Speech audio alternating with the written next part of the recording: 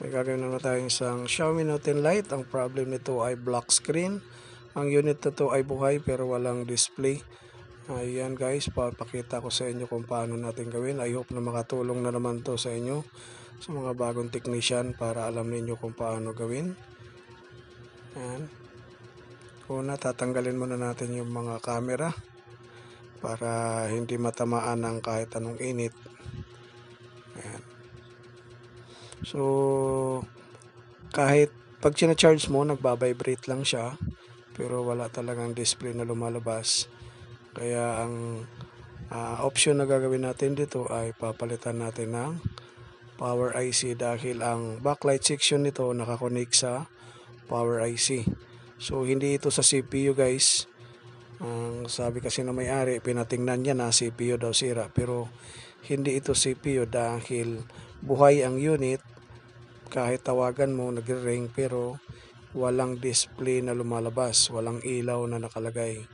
Kaya ang gagawin natin dito, babakbakin natin yung pinaka frame. Ayan. Gagamit tayo ng grinder para matanggal natin yung pinaka frame sa power IC bago tayo magpalit ng power IC. Kailangan ilalagay natin ay brand new para sigurado tayong magwo-work talaga siya. Ayan. Tatanggalin muna natin to. Importante lang kasi dito guys na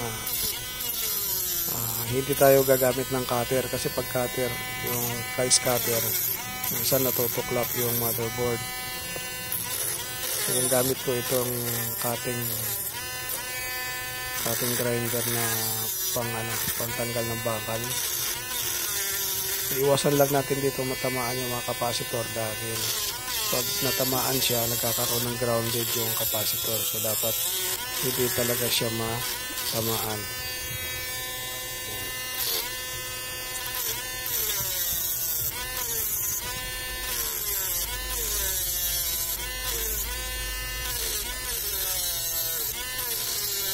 Dobling ingat yung ginagawa natin dito guys, kasi para siguradong mapagana talaga natin.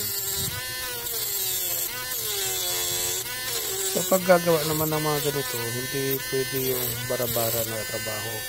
Para sigurado talaga, bago nyo galawin, ay titingnan muna sa diagram kung ano yung possible na wiring na tinatamaan o madalas na pinaka-main na tinatamaan pag tulad nito nawawala yung ilaw. So hindi to agad-agad CPU dahil ano siya, sabi na may-ari, may kausap lang daw siya, bigla na lang ng blackout. So maaring nag-overheat ang power IC. Ayan. Ito na guys, natanggal na natin. Ito yung power IC niya, maraming coil na kasama. So ibig sabihin, so pag tinignan natin sa diagram, talagang siya pinaka main circuit. Kaya wala tayong ibang option kundi magpalit tayo ng power IC. Ayan, tanggalin muna natin yung mga naiwan na bakal para hindi magkaroon ng grounded. Ayan, ito yung tatanggalin natin dahil sira na ito guys, wala nang ilaw, hindi na siya gumagana. Kung titingnan natin, napakalinis pero hindi to working, sira na yan.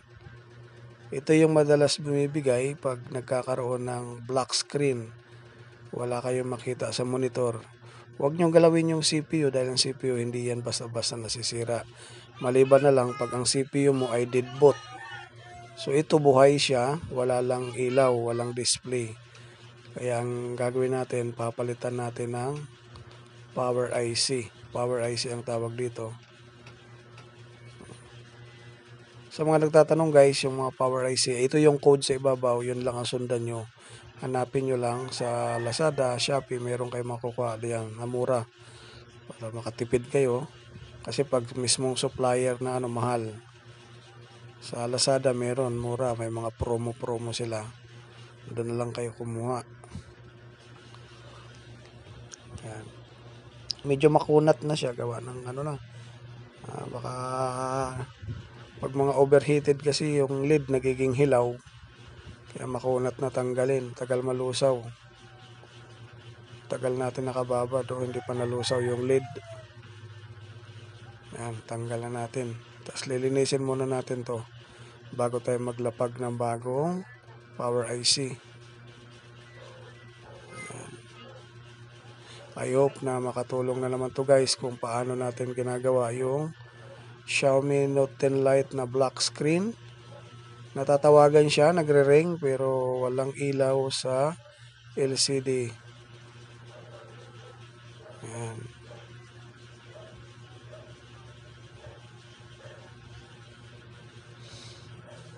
Unang pinatingnan nito na may-ari ang sabi CPU pero hindi to CPU kasi chinek natin normal yung kuryente.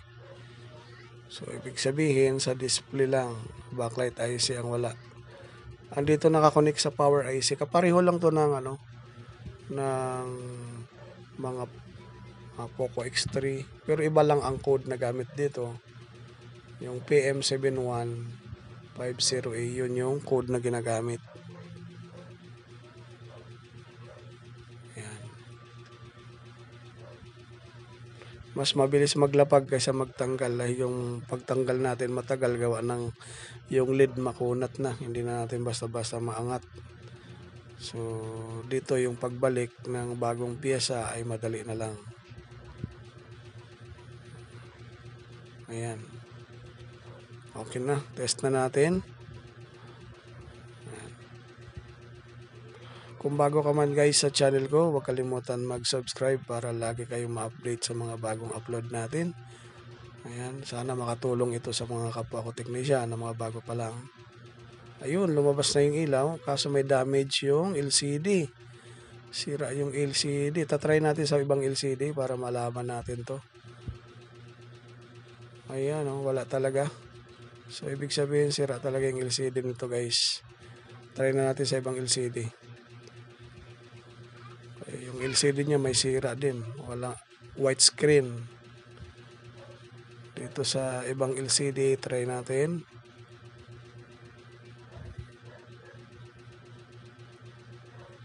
Ayun, gumana ng normal. So, ibig sabihin, may tama din yung LCD niya. Ayan, ibang LCD ginamit natin, nag-normal siya. So, natsambahan natin guys. I hope na makatulong na naman sa inyo ito. Napakasimple lang kung paano palabasin yung backlight display. Yung backlight IC niya nawala. Ayan, normal na siya. Magana, check natin. Contrast. Ay, brightness. Check charging. Working. Ayan. Yung sira ng LCD niya may mga guhit tapos nagpuputi-puti. So okay na guys, I hope na makatulong. See you next video ulit. Thank you.